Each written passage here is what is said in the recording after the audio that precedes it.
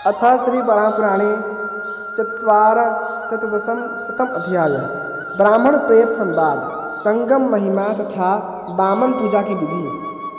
भगवान बराह कहते हैं, हे वसुंधरे, त्रिवेणी संगम से संबंधित एक दूसरा प्रसंग सुनो।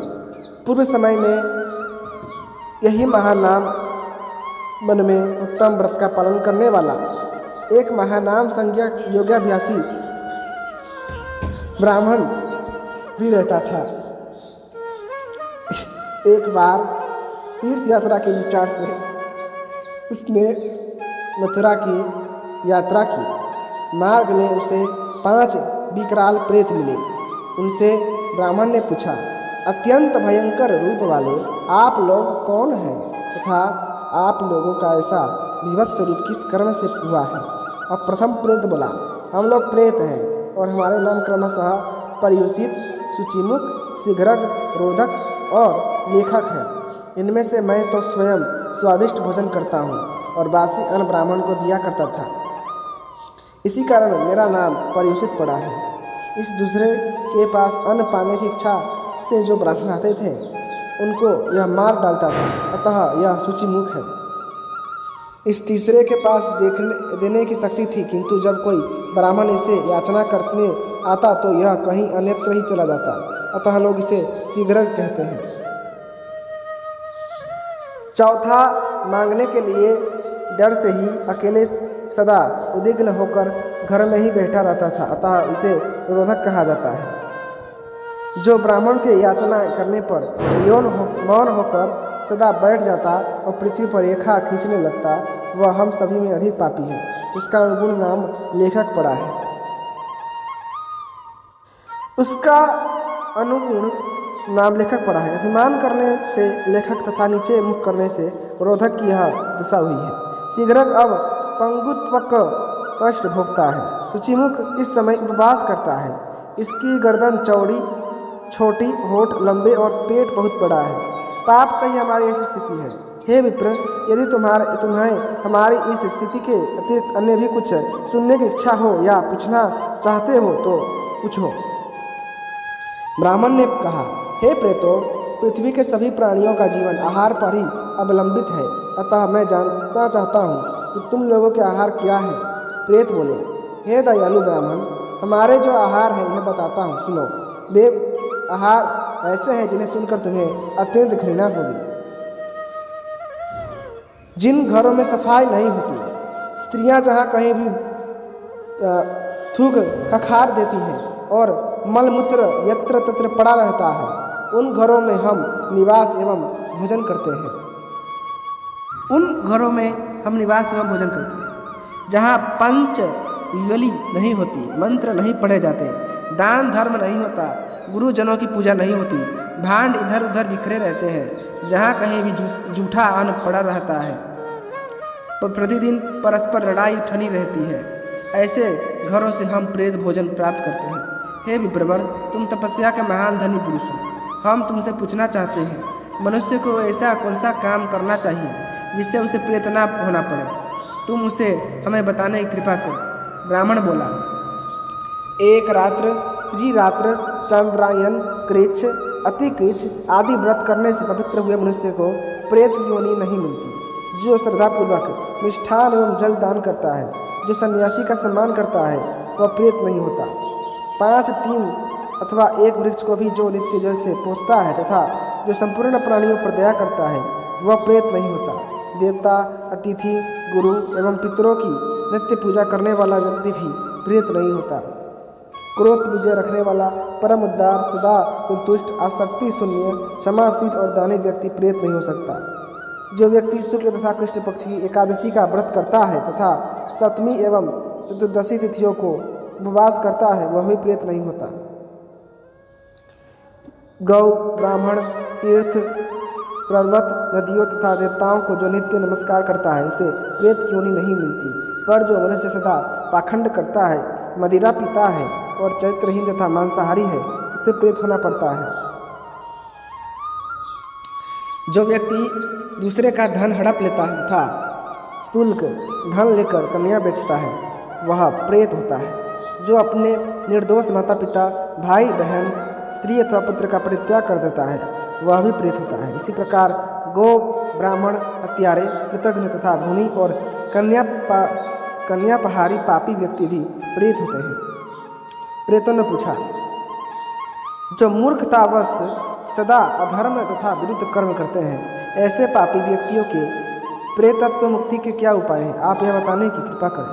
ब्राह्मण ने कहा, हे महाभागो, बहुत पहले राजा मानधाता किसी प्रकार प्रश्न पूछने पर वशिष्ठ जी ने उन्हें इसका उपदेश किया था। यह पुण्यमय प्रसंग प्रेतों को मुक्त कर उन्हें उत्तम गति प्रदान करता है। भाद्रपद मास के शुक्ल पक्ष में श्रवण नक्षत्र से युक्त द्वादशी में किए गए दान, हवन और स्नान ये सभी लाख गुना फल प्रदान करते हैं। उस दिन सरस्वती संगम में स्नान कर भगवान वामन की पूजा कर विधिपूर्वक कमंडलू का दान करें। इस वामन द्वादशी के व्रत से मनुष्य प्रेत नहीं होता और मनवंतर पर्यंत स्वर्ग में निवास करता है। तत्पश्चात वह वेद पारगामी जातिस्वर ब्राह्मण होता है और फिर निरंतर ब्रह्मचिंतन करने से वह मुक्त हो जाता है।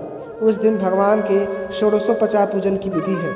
इसके लिए वह आवाहन करते हुए कहे, श्रीपते, आप अपने अंश से सब जगह विराजमान रहते हैं, मुझ पर कृपा करके यहाँ अवतारिए और इस स्थान को सुशोभित कीजिए। फिर आप श्रवण नक्षत्र के रूप में साक्षात भगवान ही हैं और आज द्वादशी को आकाश में सुशोभित है। अपनी अभिलाषा सिद्धि के लिए मैं आपको नमस्कार करता हूँ। ऐसा कहकर श्रवण नक्षत्र का भी पूजन वंदन करें।